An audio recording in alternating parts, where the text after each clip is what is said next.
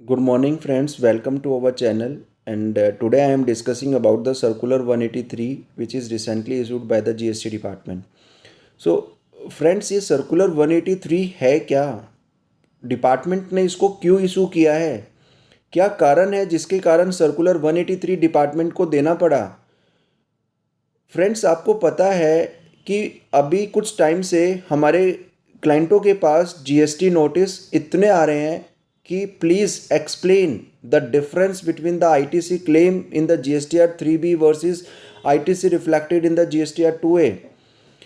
मतलब इतने frequently notice department issue कर रहा है कि भाई जीएसटीआर 3B और जीएसटीआर 2A के बीच का क्या डिफरेंस है, आप हमें बताओ।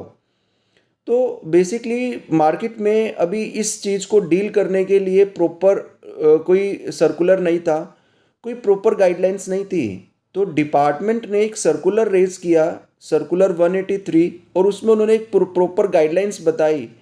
क्योंकि जब जीएसटी इम्प्लीमेंट हुआ था तब actually yes, the lots of the people have not aware about to file the GST returns. और उसके कारण क्या हुआ कि कहीं ना कहीं जीएसटीआर 3B और जीएसटीआर 2A में भी डिफरेंस आए। और अब डिपार्टमेंट उन डिफरेंस के कारण जस्टिफिकेशन मांग रहा है क्लाइंट से कि भाई आप ये जस्टिफिकेशन दो, क्या कारण है क्या नहीं है। सो इस सर्कुलर के अकॉर्डिंग डिपार्टमेंट ने 4 सिनेरियो बताए हैं कि जहां पर difference GSTR 3B versus GSTR 2A में हो सकता है। So basically the first difference, जो पहला डिफरेंस है वो क्यों हो सकता है कि आपके सप्लायर ने जीएसटीआर 1 फाइल करी है, जीएसटीआर 3B फाइल करी है, बट उसने आपका जीएसटीआईएन नंबर गलत डाल दिया है। दूसरा रीज़न हो सकता है कि आपके सप्लायर ने जीएसटीआर 1 जीएसटीआर 3B फाइल करी है, बट उसको B2B ट्रांजेक्शन दिखानी थी, उसने अपनी बुक्स में अपनी रिटर्न में वो ट्रांजेक्शन B2C दिखा दी। तीसरा कारण हो सकता है कि आपके सप्लायर ने GSTR 1 GSTR 3B return file करी है, बट उसने आपका आपकी जो पर्टिकुलर ट्रांजेक्शन है वो दिखाना भूल गया है। फोर्थ रीजन हो सकता है कि आपके सप्लायर ने जीएसटीआर 3B तो फाइल करी है बट जीएसटीआर 1 फाइल नहीं करी है। जब वो जीएसटीआर 1 फाइल नहीं करेगा तो आपके रिसिपिएंट में जीएसटीआर 2A में रिफ्लेक्ट नहीं करेगा।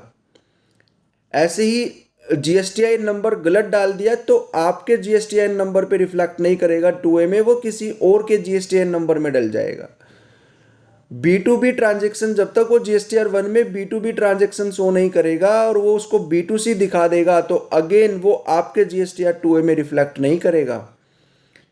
एंड द फोर्थ कि उसने आपकी ट्रांजेक्शन को मिस ही कर दिया। उसने जीएसटीआर 1 तो फाइल करी है बट जो आपकी ट्रांजेक्शन है उसने आपकी ट्रांजेक्शन शो नहीं करी, तो भी जीएसटीआर 2A में शो नहीं करेगा। तो जीएसटी डिपार्टमेंट ने क्या कहा कि ये मान लो 4 सिनेरियो हैं आपके पास कि जहां पे आपका सप्लायर ने जीएसटीआर 1 तो फाइल करी है, जीएसटीआर 3B भी फाइल करी है, बट उसने आपका जीएसटीआई नंबर गलत डाल दिया है। जहां पे आपके सप्लायर ने जीएसटीआर 1 फाइल करी है, जीएसटीआर 3B फाइल करी है, बट उसको B2B ट्रांजेक्शन दिखाना था, उसने B2C दिखा दिया। आपके सप्लायर ने जीएसटीआर 1 फाइल करी है, जीएसटीआर 3B फाइल करी है उसने, बट आपकी ट्रांजेक्शन को मिस कर दिया। आपके सप्लायर ने जीएसटीआर 3B फाइल करी है बट जीएसटीआर 1 फाइल करना भूल गया। तो ऐसे सिनेरियो में डिपार्टमेंट कहता है कि प्रॉपर ऑफिसर आपसे कुछ डॉक्यूमेंट मांगेंगे, वो डॉक्यूमेंट के एविडेंस पे हम इसको एक्सेप्ट कर लेंगे कि yes, you are claiming the right ITC in the GSTR 3B। अब वो डॉक्यूमेंट्स कौन कौन से हैं? इस सर्कुलर में उन्होंने क्लियरली लिखा है कि जो भी आपने जीएसटीआर 3B में इनपुट क्लेम किया है उसके आप सारे के सारे इनवॉइस कॉपी प्रॉपर ऑफिसर को दिखा दो कि भाई ये हमने इनवॉइस है और ये इनवॉइस हमने अपने जीएसटीआर 3B में क्लेम किए हैं। उसके बाद प्रॉपर ऑफिसर को आप सेक्शन 16 की सारी कंडीशन सेटिस्फाई करवा दो कि सर हमारे पास टैक्स इनवॉइस भी है, सर हमारा कोई डेबिट नोट है वो भी हमारे पास है, उसकी कॉपी सर ये रही। देन सर हमने गुड्स भी रिसीव किया है, सर्विस है तो सर्विस भी रिसीव करी है, और सर हमने इसकी पेमेंट भी करी है। आप देखो हमारा बैंक अकाउंट देखो, हमारी पेमेंट भी क्लियर हुई है। पेमेंट हमारी बैंकिंग, हमने टैक्स की भी पेमेंट करी है, प्लस जो हमने गुड्स परचेज किया है उसकी भी पेमेंट करी है। और उसके साथ साथ प्रॉपर ऑफिसर, इस सर्कुलर में इन्होंने एक और बात ऐड कर दी है कि जहां पर आपका डिफरेंस 5 लाख से ज़्यादा है तो प्रॉपर ऑफिसर आपको कह सकता है कि सर आप एक सीएसए सर्टिफिकेशन ले आओ या सीएमए से सर्टिफिकेशन ले आओ कि सप्लायर ने आपको गुड्स दिया है, आपके पास इनवॉइस की कॉपी है और आपने इस अमाउंट को बेसिक प्लस टैक्स आपने दोनों की पेमेंट भी क्लियर करी है। और मान लो आपका डिफरेंस 5 लाख तक है, अप टू 5 लाख, यदि 5 लाख तक है तो आपको सीएसीएमए से सर्टिफिकेशन लेने की जरूरत नहीं है। आपको जर्नली जो सप्लायर है, सप्लायर आपको एक लिखित में दे दे कि सर ये गुड्स मैंने इसको सप्लाई किया है, यस इसके पास इनवॉइस कॉपी भी मैंने दी है और साथ के साथ जो पेमेंट है इसने मुझे पेमेंट भी डाली है, टैक्स की भी डाली है, प्लस गुड्स की भी पेमेंट डाली है।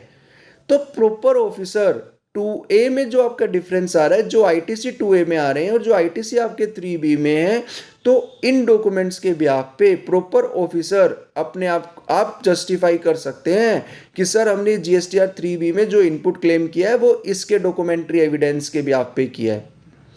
इस सर्कुलर में इन्होंने एक बात और बोली कि जो ये सर्कुलर है ये 2017, 18 और 18-19 के लिए एप्लीकेबल है और ये सर्कुलर ऑनगोइंग प्रोसीडिंग के लिए एप्लीकेबल है। इट मीन्स यदि आपकी कोई प्रोसीडिंग इस सर्कुलर से पहले कंप्लीट हो गई है तो उस पर आपका ये सर्कुलर नहीं लगेगा। 17, 18, 18-19 के लिए ऑनगोइंग प्रोसीडिंग्स के लिए और जो आगे होने वाली हैं उनके लिए ये एप्लीकेबल है और किसी पे भी ये सर्कुलर एप्लीकेबल नहीं होगा। बट अगेन माय कंसर्न कि 1 जनवरी 2022 को 2B का कंसेप्ट आया था और भारती एयरटेल लिमिटेड की जजमेंट में भी ये बोला है कि जीएसटीआर 2A एक केवल फैसिलेशन है।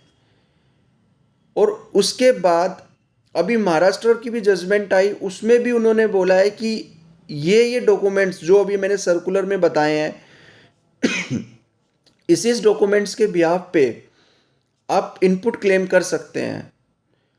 तो माय डियर फ्रेंड्स, जो ये सर्कुलर है वो केवल 17, 18 और 18-19 के लिए है। What about the 19, 20 and 2021? So yes, again we can hope for the better. So basically ये सर्कुलर एक वेलकम स्टेप है और इस सर्कुलर से हम बहुत सारे जो लिटिगेशंस हैं वो रिजोल्व कर सकते हैं क्योंकि बहुत सारे नोटिसेस हैं जो अभी हमारे क्लाइंट को आ रहे हैं। So my dear friends, so basically ये सर्कुलर 183 के बारे में जो भी था सारी डिटेल मैंने आपको प्रॉपरली एक्सप्लेन करी है। फर्दर आपको कोई कंसर्न है तो you can just reach out to my mobile number. I can definitely help on circular 183. So again, thanks a lot for watching my video and I request to all, so please subscribe my channel and press the bell icon. Thanks a lot for watching this video. Thank you.